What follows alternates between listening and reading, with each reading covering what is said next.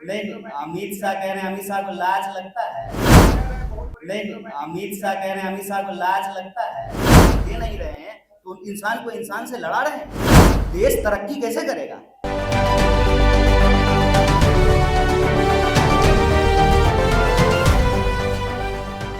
पलायन रोको पदयात्रा में कांग्रेस नेता कन्हैया कुमार ने गृह मंत्री अमित शाह पर जमकर जुबानी हमला बोला।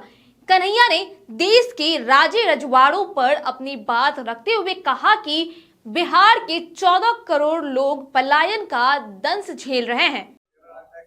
अच्छा, मुझे आप पूछे तो हमको लगा कि 15 लाख रुपया खाते में आ गया। आप इसकी बात कर रहे हैं। कमाल है लेकिन नहीं, अमित शाह कह रहे हैं अमित शाह को लाज लगता है। अमित शाह को लाज नहीं लगता है ना? थोड़ा सा भी लाज है उस आदमी को? है अपने बेटा को बीसीसीआई का सेक्रेटरी बना दिया, अभी आईसीसी का चेयरमैन बना दिया है। लाज है उसको? थोड़ा ना, कम से कम ना लोगों के अंदर ना आंख में ना लाज शर्म होना चाहिए। मुद्दा दिन भर भटकाते रहना, कभी इधर कभी उधर, कभी वक्फ बोर्ड तो कभी कुछ तो कभी कुछ। एक चीज, एक डिलीवरी बताइए जो एनडीए सरकार ने किया हो, जिसपे जो है उसको लगातार इस देश के लोगों ने वोट दिया। क्या महंगाई कम हो गई है? आसमान छू रही है महंगाई। बेकारी इतनी आज तक भारत के इतिहास में नहीं थी।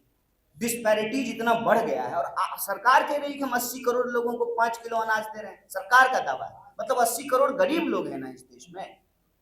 उसकी जिम्मेदारी लेने की बजाय जो है सरकार जो है जिम्मेवारियों से भाग रही है और उल्टे जनता को जब आप रोजी रोटी, कपड़ा, मकान, शिक्षा, स्वास्थ्य, सड़क, बिजली, पानी दे नहीं रहे हैं तो इंसान को इंसान से लड़ा रहे हैं। देश तरक्की कैसे करेगा? देश तरक्की करेगा आपस में नफरत फैला करके। देश तरक्की करेगा एकता से, देश तरक्की करेगा एकजुटता से, देश तरक्की करेगा आखिरी पंक्ति में खड़े इंसान के पास जब शिक्षा पहुंचे, स्वास्थ्य की व्यवस्थाएं पहुंचे, उसको रोजगार मिले, तब देश तरक्की करेगा। अपने बेटा को रोजगार मिल गया तो देश को रोजगार मिले कि नहीं मिले? सरकार इस बात का जवाब दे ना।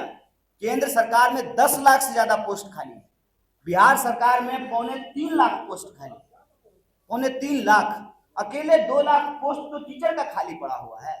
बेटा बेटी को जो है सेट करा देते हैं, उसके बाद जो है बाकी जनता का कुछ हो नहीं हो और भटकाने के लिए दाएं बाएं, और उस पे जो है पूरा देश का सूचना तंत्र जो है उसी को मेन मुद्दा बना देता है, उसी पे चर्चा होने लगती है।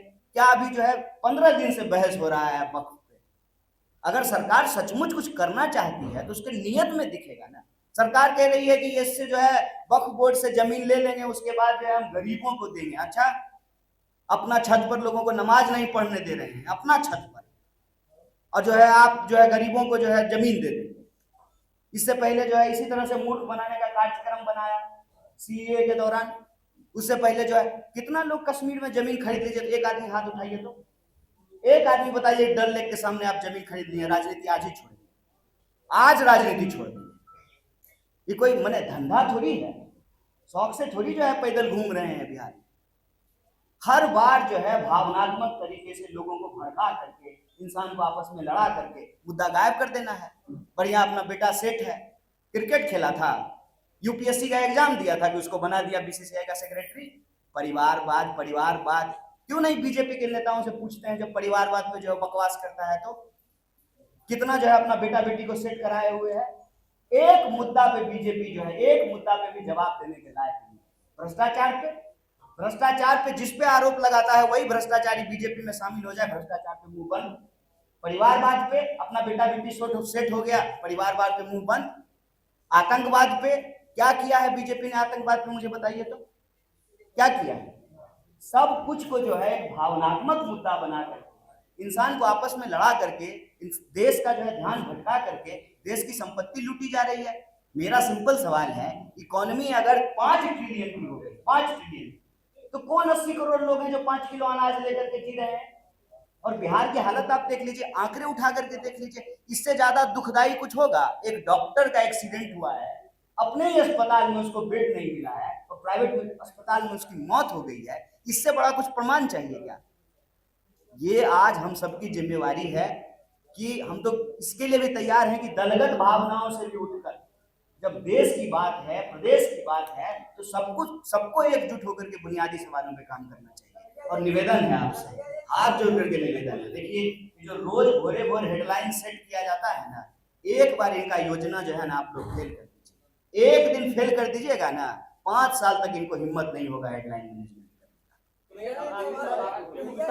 कांग्रेस नेता कन्हैया कुमार की पलायन रोको नौकरी दो पदयात्रा गुरुवार को राजधानी पटना पहुंची।